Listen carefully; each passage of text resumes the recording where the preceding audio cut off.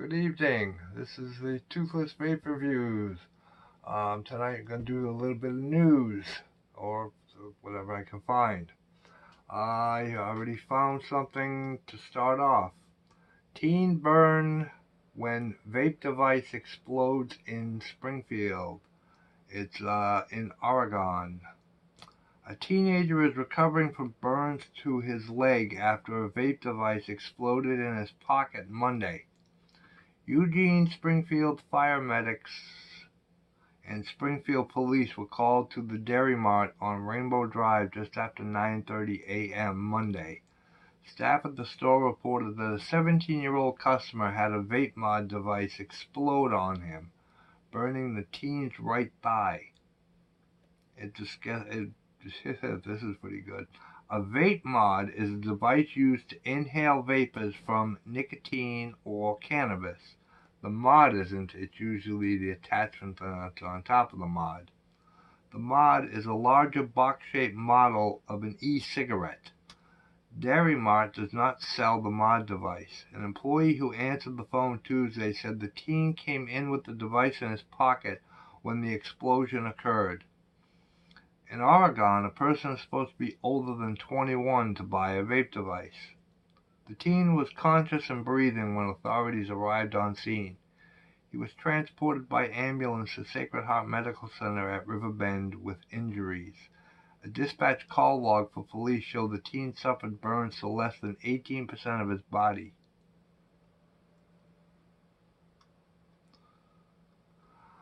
Okay, well, that's a couple problems with that one. First, a teenager having a vape device, that shouldn't have happened. Two, it says the vape device it's used to inhale vapors from nicotine or cannabis. The device itself isn't. It's usually the mod is where the batteries are and the electronics are. It's usually a tank on top or a tank, dripper, or something like that.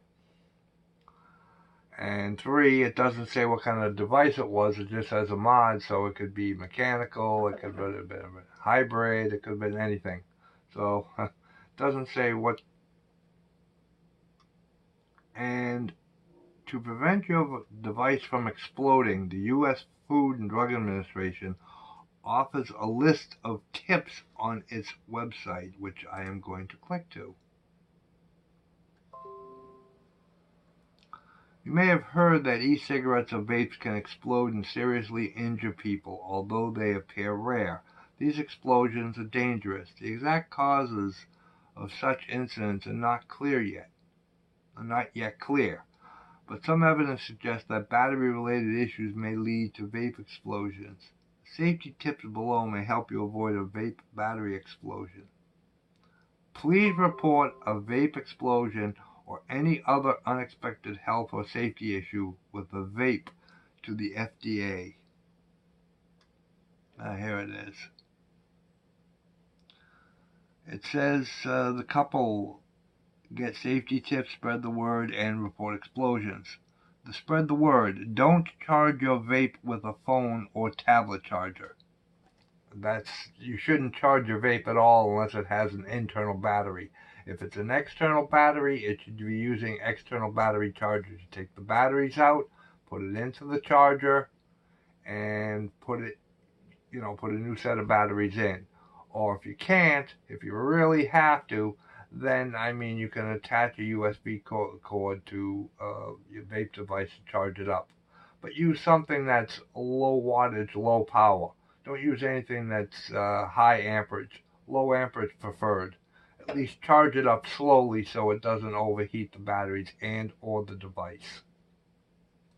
You can go to this, go to fda.gov tobacco products, ingredients, components / tip help avoid vape battery explosions, and it does give you a list of a couple of ideas on how to prevent them. Here we go. Consider using vape devices with safety features, such as firing buttons, locks, vent holes, and protection against overcharging. Keep loose batteries in a case to prevent contact with metal objects. That's normally what's causing most of the batteries to explode. Kids and adults alike take the batteries out of their device, put a new battery in, stick it in their pocket with a pocket full of change. All you need is two pieces of change, one to come in contact with the positive, one the negative, creates a circuit, battery fires off, and that's when you usually have a runaway. And a runaway in your pocket is not the best thing to have. It's not the best thing at all. Never charge your vape device with a phone or a tablet charger. Always use the charger that it came with. Replace the batteries if they get damaged or wet, or the e-juice on them. Don't charge your vape device overnight or leave it charging unattended. Just never leave your device unattended. If you have to, unplug it. And then plug it back in when you're back in the area. Don't walk away, go into the other room, go lay down, go out, leave your because if there's a runaway, and I have seen a few devices, one was on a video with TVP, Mark Roberts of over on the UK Vape Show. He had talked about how his device fired all by itself. And when he picked it up, it was burning hot, and he had burns on his hands from it. So it can happen. It is rare, but it can happen. And we don't want people getting hurt from these devices. So take my advice. If you have to leave the room, unplug the device or the batteries. Then if you come back into the room, come back in, plug it back in, turn it back on. It's a lot safer for everybody and yourself. We don't want to see anybody lose their home or lose their life. It's not worth it. Okay. That's story number one. Here's another story from CNN. Leading e-cigarette company Juul Labs is looking into setting up its own retail stores. A source familiar with the matter told CNN. The plans, which have not been finalized, could bring some of the company's retail sales in-house amid increasing pressure from the U.S. Food and Drug Administration, elected officials, and health groups concerning the surge of vaping among youth. They're concerned about it, yet when there were PAX Labs, they were talking about selling to youth. I guess they got caught, so they decided, well, now we will be against selling to youth. They'll get around it. There's always a way. According to the source, a small team has been hired and focusing on launching initial locations in Houston and Dallas, Texas.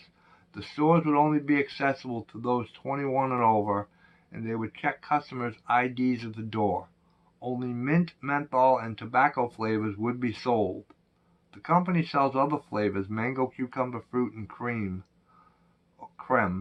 through its online portal, which asks customers to verify ages. The company is also considering doing so internationally in South Korea. The source said the company isn't planning a large retail footprint at this stage, describing the effort as a way to learn more about verifying users' ages, limiting bulk purchases, and understanding how these locations could impact smokers' tendency to switch to vaping, often described by the industry as a less harmful alternative. The company may also allow users to recycle pods and replace defective products at these locations. Juul declined to comment for this story. Juul opening their own stores. I'm speechless. I'm speechless. I don't know what to say. I know Juul is, if you vape on a Juul, you're getting away from smoking. But the problem is they pulled the kids in to begin with. And now they're doing all this work to get it, be 21 or older. To me, I think Juul should be out of the industry, completely out of the industry. Yes, they do. It is an alternative to smoking, I understand. But they're the ones who attracted teenagers to begin with when they were PAX Labs. Now, they're trying to, get adults on them. And the super high nicotine pods, 50 milligrams of nicotine. I, I don't know what to say. I have no idea what to say.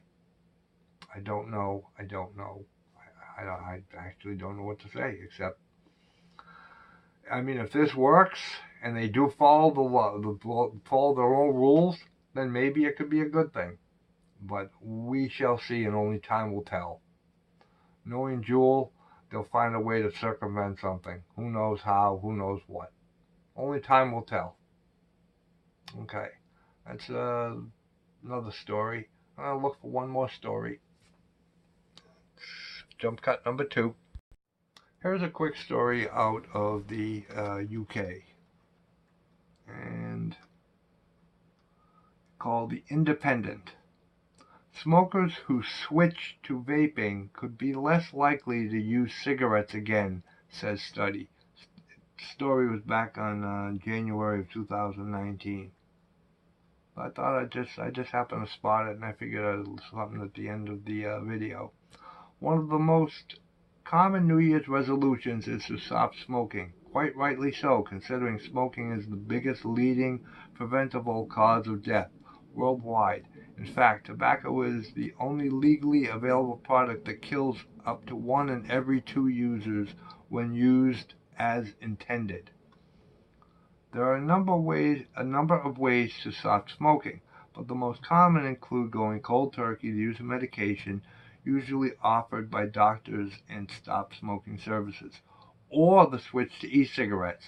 There's little doubt that e-cigarettes, more commonly known as vapes, are less harmful than conventional cigarettes, but discussions around exactly how harmful e-cigarettes could be to users and those within close proximity are still ongoing.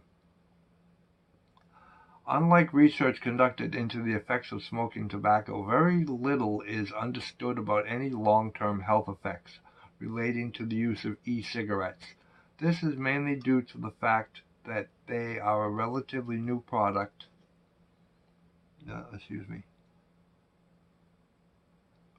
And researchers struggle to study people who use e-cigarettes that have never smoked conventional cigarettes. Excuse me.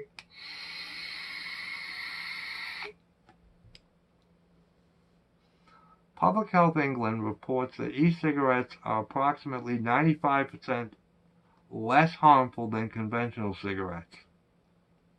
However, Professor John Newton, Public Health England's Director of Health Improvement, says, "Our position on the figure is that it is best available published estimate. It is a useful figure, but it is not a precise scientific estimate." Although e-cigarettes do not contain some of the more dangerous components of conventional cigarettes, such as tar or carbon monoxide, some potentially harmful products may be present, including certain heavy metals. The lack of regulation in the industry makes the work of researchers more difficult, as differences between brands have had an impact on any research findings. You know, in a way, if you stick with coils, if you're using a device where you build and wick your own device, as long as you stay away from the cheap Chinese $1.99 for 48 coils, you're probably safe.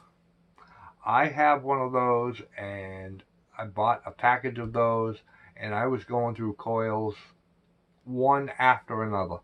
I mean, I would build a device, wick it, 3 or 4 days later, I'd pull the cotton out, and the coil would actually snap into two.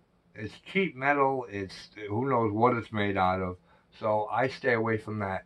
The best thing for you is to stay away from those and go with coils that from known manufacturers. You know, either make your own or go with manufacturers and companies that you know are respectable. As simple as that. Well, thank you for watching Toothless Vape Reviews. I appreciate it. I know your time is precious. I appreciate you spending it with me, watching my stories. And as always, don't forget your congressmen, your senators, write them and tell them We don't want to lose our flavors. We want to keep them. That's what's keeping us off of the cigarettes. And as always, nobody under the age of 18 or 21 should be vaping, depending on your state. Again, thank you very much, and